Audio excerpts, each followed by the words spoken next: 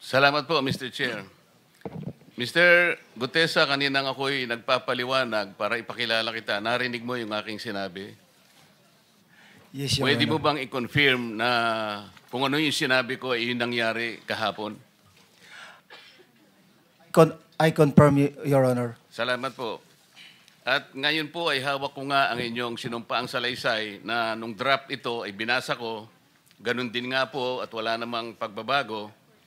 At gusto ko lamang pong sabihin ninyo na mayroong pirma sa ibabaw ng pangalang Orly Regala Gutesa. Kayo po ba ang nagpirma nito? I confirm, Your Honor. At gaya po ng sinabi nyo sa akin kahapon, voluntaryo ninyong ginawa ito at wala namang namilit sa inyo. At katotohanan yan, ako nga po ay ininyayahan nyo para makita ko yung inyong salaysay. Yes, Your Honor. Ito po ay pinanotaryo ninyo. Nakikita ko rin po. Totoo po ba itong notaryong ito? Totoo po, Your Honor. Okay. Ngayon, kayo na po ang magbasa para sa ganun ay marinig po ng buong kapulungan. Pwede po niyong basahin ang inyong salaysay. Maraming salamat, Your Honor. Mr. Chair, can he proceed? He may proceed. Ako po'y nagpapasalamat sa pagkakataong ito. Sa Senate Blue Ribbon Committee, Senador Ping Lacson, sir. At sa iba pang member na nandito po. Ako po si Orly Gutesa, may asawa, nasa tamang edad, Pilipino.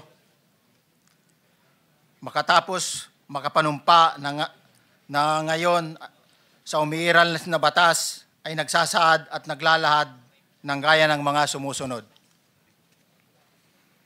Ako po ay lumabas upang magsalita sa isyu na ito. Bilang isang dating sundalo,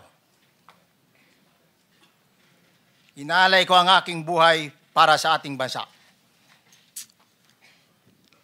Sa pagkakataong ito, nagdesisyon akong magsalita at maglabas dahil ayokong maging masama ang kinabukasan ng aking mga anak, apo ko sa darating na panahon. Ayoko pong naririnig ko at napapanood ko sa pagdinig ng Blue Ribbon Committee. At ngayon ko po napagdugtong-dugtong yung naging partisipasyon ko po sa anomalya at korupsyon na ginawa at lumalabas sa hearing na ito. Yung palang pera na binubuhat namin at dinideliver mula sa masamang gawain na nagdulot ng baha na ikinamatay ng tao at imbis na gamitin ang pera sa edukasyon, medikal at programa na mapunta lamang pala sa bulsa ng mga politiko. Mabigat po sa akin magsalita dahil may pamilya ko. 4 ang anak ko, nag-aaral pa. May asawa ako at nangangalaga sa aking mga anak at marami akong kasama sa operasyon na may kinalaman sa ibabahagi ko sa inyo. Nagtatrabaho lang po kami ng mga kasama kong sundalo sa Philippine Marines. Huwag sana isipin na aking mga kasama na nagtatraidor ako. Ako sa aming trabaho at pinagsamahan dahil pare-parehas kaming may pamilya at gusto lang naman naming ayusin ang kinabukasan ng bawat isa. Wala akong iniisip na kapahamakan para sa kanila, bagkus ang gusto ko lang maiayos ang kinabukasan ng bayan at lahat kami. Noong December 5, 2004, na-hire ako bilang security consultant sa Ako Bicol Party List or AKB kay Congressman Saldico. Nasimula ng duty ko kay Congressman Saldico. Bawat umaga, nagre-report ako sa BGC sa Horizon, sa Bonifacio Global City, kung saan nakatira si Kong Saldico. Tuwing may duty at detailed ako sa basura, it means itong basura, ito yung box ng pera na pinag-uusapan natin sa kasalukuyan. Mr. Gutesa, mag-stick ka lang sa binabasa mo. Huwag ka nang nag-a-adlib. Kung ano yung nandito, basahin mo lang. Yes, Your Honor. Tuwing may duty detail ako sa basura, pumupunta kami sa 28 Ladybug Corner, Dragonfly, Valle Verde 6, Pasig City. Tagabuhat lang ako ng malita ng basura. Ang ibig sabihin ng basura ay malita na may lamang pera. Ang bawat malita ay may lamang humigit kumulang 48 million pesos.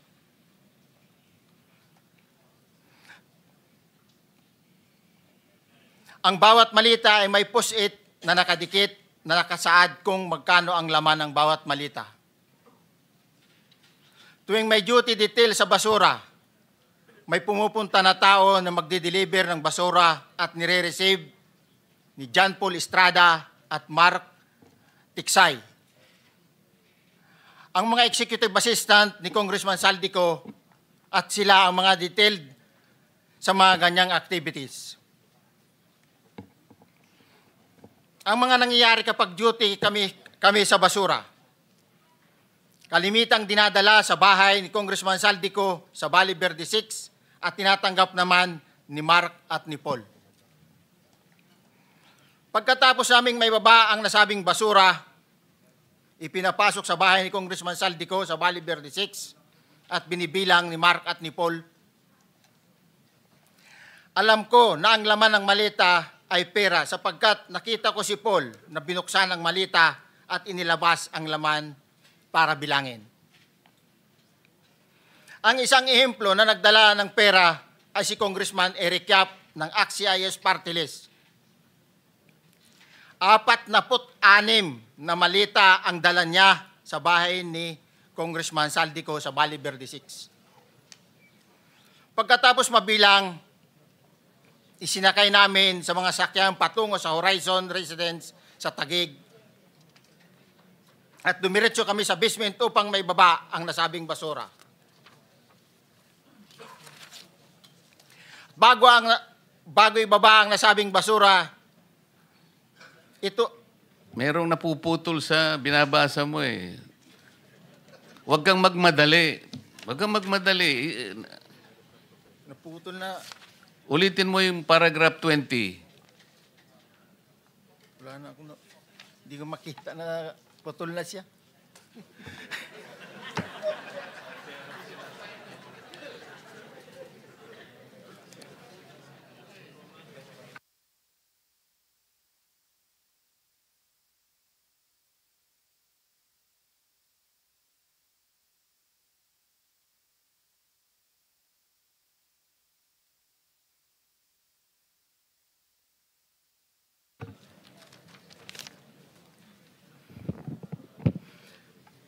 Pagkatapos, mabilang ang sinasakay namin sa mga sakyang patungo sa Horizon Residence, Taguig.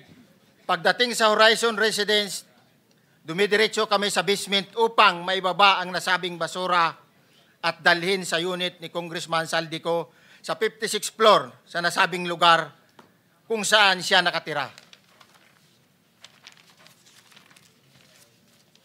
Bago ibaba ang nasabing basura, ito ay bawas na. Halimbawa, nag-akyat kami ng 46 na malita. Ibababa lamang namin ay 35 malita para i-deliver sa bahay ni House Speaker Martin Romualdez sa 42 McKinley Street, Taguig. Ang labing isang malita ay naiwan sa taas ng 56th floor sa Horizon Residence. Humigit kumulang 3 beses ako mismo ang nag-deliver ng basura sa bahay ni Congressman Saldico sa Horizon Residence at sa mga bahay ni Speaker Romualdez sa 42 McKinley Street, Taguig. Mas maraming pagkakataon na nagde-deliver kami ng basura sa bahay ni Speaker Romualdez at sa bahay ni Congressman Saldico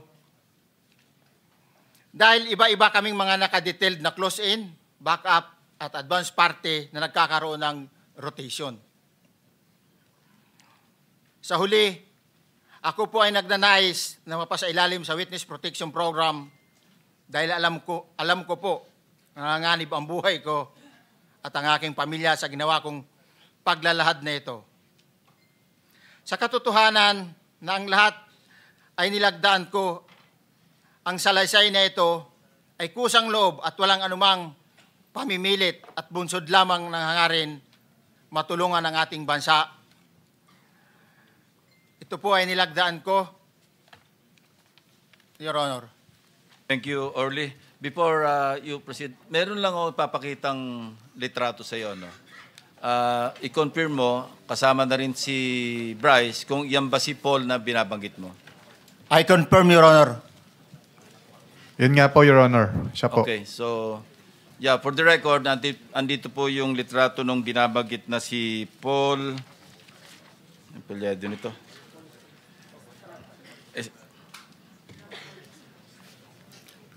John Paul Estrada, hindi ba?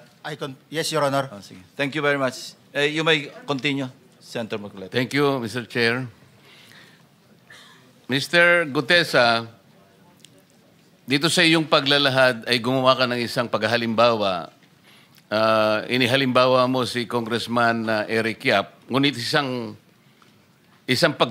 tagpo lang yun eh. Ikaw ay na-hire ni Representative Saldico, sabi mo rito, ay December 5, 2024 pa. Yes, Your Honor. Sa pagkakaalam mo, mga ilang beses kayong gumagawa ng bagay na ito. Ibig sabihin, yung pagdi-deliver ng pera, sa natatandaan mo, gaano kadalas ang pagdi-deliver? Kasi ang ginawa mo kanina ay isang example lang. Pwede mo bang ipaliwanag? Your Honor, minsan kasi pag-duty kami, ang actual ko na delivers talaga sa bahay ni Congressman Romualdez is 3. Tapos pag may duty kami, nagkakaroon ng detailed. Minsan namumonitor ko doon sa group chat namin, may basura tayo deliver. Minsan namumonitor ko siya is 3 times a week ang delivery doon sa Forbes, sa bahay ni Kung Romualdez. Yung pera minsan nanggagaling lang doon sa horizon sa taas, ibinababa. Tapos may detail lang na tao, namumonitor ko naman sa GC namin. Kaya nalalaman ko yung movement ng tropa, kung ano yung sinasabing basura ng delivery. Your So Honor. yung delivery o yung movement ng tropa nagaganap average 3 times a week. 3 times a week, Your Honor. Nagsimula noong December 2024. Yes, Your Honor. Hanggang ngayon ba ay naglilingkod ka pa kay Representative Saldico? Sa kasalukuyan po ay nag-resign po ako noong August 5, itong taon po na ito.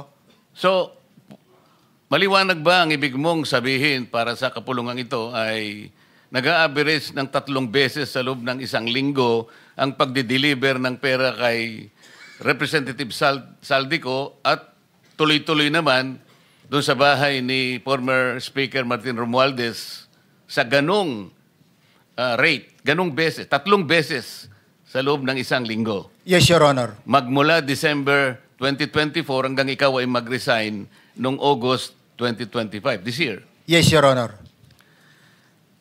Mr. Chair, Senator Marcolita, short Yes, interjection. with the permission of Senator Marcoleta. Thank you, may Mr. proceed. Chair. May maibigay ka ba na pangalan?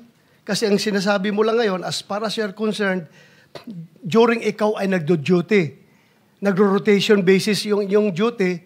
So pag wala ka, absent ka, iba ang nagdo-duty, iba rin ang nagtatanggap sa pera at nagdi-deliver. Am I correct? Senator De La Rosa, may I just remind you na isang follow-up. Pero kung gusto mo ituloy at pahig si Senator Marcoleta, naka-charge sa oras niya yung mga susunod na tanong. Okay? Okay lang. Okay lang. Sige boss, May- nanghiram meron lang pa naman namang- ako sa iyo. Go ahead. Meron ka pa namang 4 na minuto pa mahigit yan. Yes, sir. So, sige. Very quick lang. So, pag hindi ka duty, may ibang nag-deliver ng pera kay Saldico at kay Speaker Romualdez. Pag nangyayari yan, sir, pag hindi ako duty, may makadetail talaga sa basura na yan. Pero ang authorized lang na mag-deliver at mag-receive niyan is yung dalawang tao na binanggit ko, which is John Paul Estrada and Mark Tiksay. Okay. Thank you, Mr. Chair. Thank you, Senator Marcolita. Mr. Gutesa, sa panig ng pagdi-deliver sa bahay ni former Speaker Martin Romualdez, sinong tao ang nagre-receive? Sa mga ganun, sir, ang may contact, Your Honor, is yung si Paul at si Mark lang ang may contact doon sa receiver.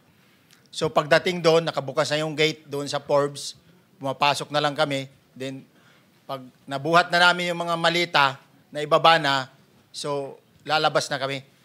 Wala na kaming basta may deliver lang namin yung mga basura doon sa bahay, wala na kaming noon, Your Honor. Alin-aling bahay Yung ang 42. pinagdi-deliveran mo sa panig ni former Speaker Martin Romualdez? Yes, Your Honor, yung 42, yung dito sa may Forbes Park. Yun lang? Wala nang iba? Mayroon pa yung bago nakaraan doon sa 19 Nara, yung dating bahay ni Michael Yang. Sa pagkakatanda mo, mayroon pang ibang lugar na kung saan nagdi-deliver kayo? Sa Aguado, dyan sa Malacanang. Aguado?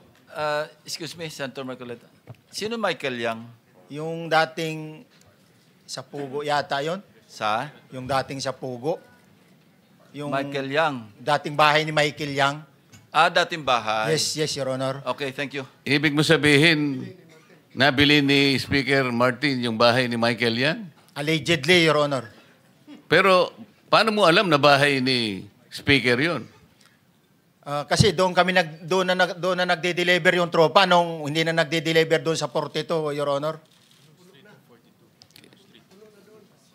Ngayon, sinasabi mo meron kayong chat.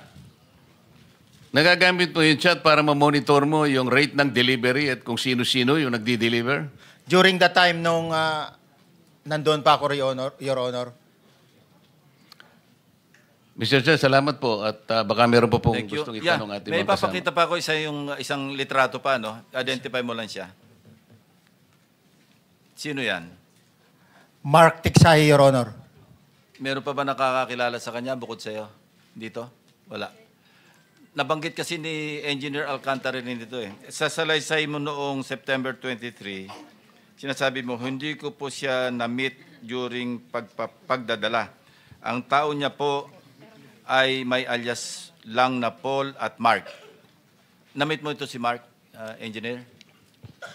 Sa Valle Verde po, once lang po. So, kinukonfirm na si Mark Tiksay ito? Mark po and Paul, karaniwan po. Okay, thank you. Thank you, Senator Marcola. Mr. Chair, may tatanong lang po kung Yes. with the permission of Yeah, okay. Senator Marcoleta.